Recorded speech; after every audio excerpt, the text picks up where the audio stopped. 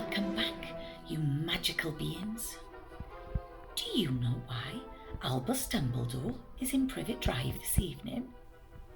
Harry Potter and the Philosopher's Stone, Chapter 1, Part 4. Albus Dumbledore didn't seem to realise that he had just arrived in a street where everything from his name to his boots was unwelcome. He was busy rummaging in his cloak looking for something. But he did seem to realise he was being watched, because he looked up suddenly at the cat, which was still staring at him from the other end of the street. For some reason, the sight of the cat seemed to amuse him. He chuckled and muttered, "I should have known." He had found what he was looking for in his inside pocket. It seemed to be a silver cigarette lighter. He flicked it open, held it up in the air and clicked it. The nearest street lamp went out with a little pop. He clicked it again. The next lamp flickered into darkness. 12 times he clicked the put-outer until the only lights left in the whole street were 2 tiny pinpricks in the distance, which were the eyes of the cat watching him.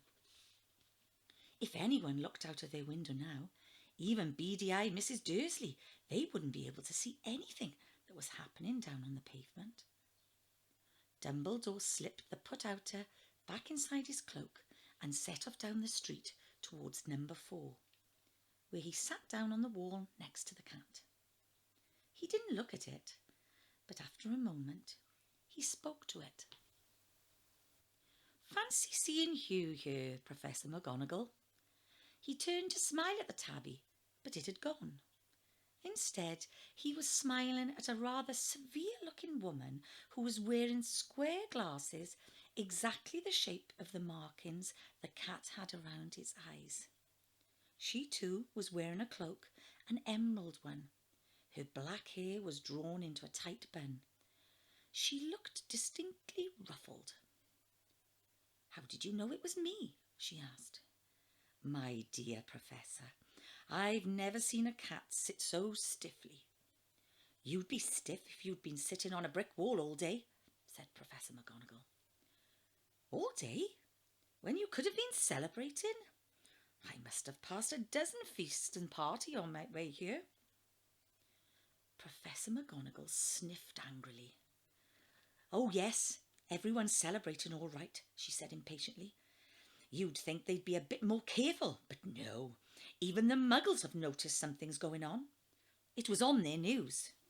She jerked her head back at the Dursleys' dark living room window. "I heard it. Flocks of owls, shooting stars. Well, they're not completely stupid. They were bound to notice something. Shooting stars down in Kent. I'll bet that was Daedalus Diggle. He never had much sense." "You can't blame them," said Dumbledore gently. "We've had precious little to celebrate for 11 years. "I know that," said Professor McGonagall irritably. "But that's no reason to lose our heads. People are being downright careless, out on the streets in broad daylight, not even dressed in Muggle clothes, swapping rumours." She threw a sharp, sideways glance at Dumbledore here, as though hoping he was going to tell her something. But he didn't, so she went on. "A fine thing it would be if, on the very day you-know-who seems to have disappeared at last, the Muggles found out about all of us. I suppose he really has gone, Dumbledore?" "It certainly seems so," said Dumbledore. "We have much to be thankful for. Would you care for a sherbet lemon?" "A what?" "A sherbet lemon. They're kind of a Muggle sweet I'm rather fond of." "No, thank you," said Professor McGonagall coldly, as though she didn't think this was the moment for sherbet lemons. "As I say, even if you-know-who has gone, my dear Professor, surely a sensible person like yourself can call him by his name. All this you-know-who nonsense For 11 years I've been trying to persuade people to call him by his proper name. Voldemort. Professor McGonagall flinched. But Dumbledore, who was unsticking 2 sherbet lemons, seemed not to notice. It all gets so confusing if we keep saying, "You know who." I have never seen any reason to be frightened of saying Voldemort's name. "I know you haven't," said Professor McGonagall, sounding half exasperated, half admiring. "But you're different. Everyone knows you're the only one who you know. Oh, all right, Voldemort was frightened of." "You flatter me," said Dumbledore calmly. "Voldemort had powers I will never have. Only because you're too, well, noble to use them. It's lucky it's dark. I haven't blushed so much since Madame Pomfrey told me she liked my new earmuffs." Professor McGonagall shot a sharp look at Dumbledore and said, "The owls are nothing to the rumours that are flying around. You know what everyone's saying about why he's disappeared, about what finally stopped him." It seemed that Professor McGonagall had reached the point she was most anxious to discuss, the real reason she had been waiting on a cold, hard wall all day, for neither as a cat nor as a woman had she fixed Dumbledore with such a piercing stare as she did now. It was plain that whatever everyone was saying, she was not going to believe it until Dumbledore told her that it was true. Dumbledore, however, was choosing another sherbet lemon and did not answer. "What they're saying," she pressed, "is that last night Voldemort turned up in Godric's Hollow. He went to find the Potters.